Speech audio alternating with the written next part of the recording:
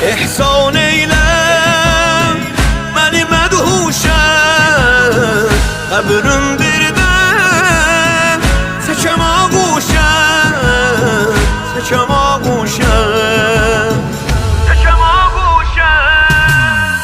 Cahanda olmuşam giriftarı, yazım budur ola məzadarın. Nola oleydi bir də zəvvarın, bu bimarın ey Şəhi Zülkərəm.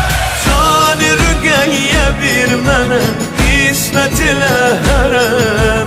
Qarəmi bağlıyam, sinəmi dağlıyam, alamət fənimə kələm.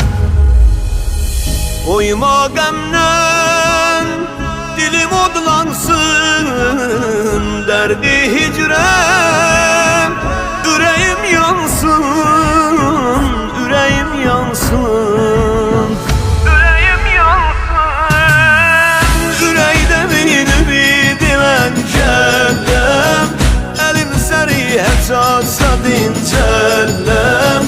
Ürəkdə eşqin olmasa birdəm, ağa önləm ey Şəhi Zülkərəm. Cani rüqəyyə bir mənə qismət ilə hərəm. Qarəmi bağlıyam, sinəmi dağlıyam, alamət fənimə kələm. Dərdi hicrəm ürəyim yarəm, Cani Zəhra elə bir çarə, elə bir çarə, elə bir çarə. Qutar məni fəraq edən qəmdən, ölüncə məndən əl ətək səndən.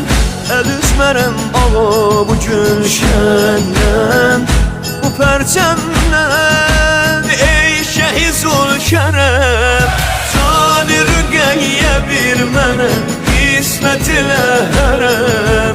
Qarəmi bağlıyam, sinəmi dağlıyam, alamət fənimə kələm. Yoxdur dərman bu qəmə Mevla, həsrət qaldım hərəmə Mevla, hərəmə Mevla, hərəmə Mevla. O altı cuşə qəbrinə qurban, əlim duadədir, gözüm giryan. Nola olan məzarına mehman, şəhiyət şan ey Şəhi Zülkərəm. Cani rüqəyyə bir mənə qismət ilə hərəm. Qarəmi bağlıyam, sinəmi dağlıyam, alamət fənimə kələm.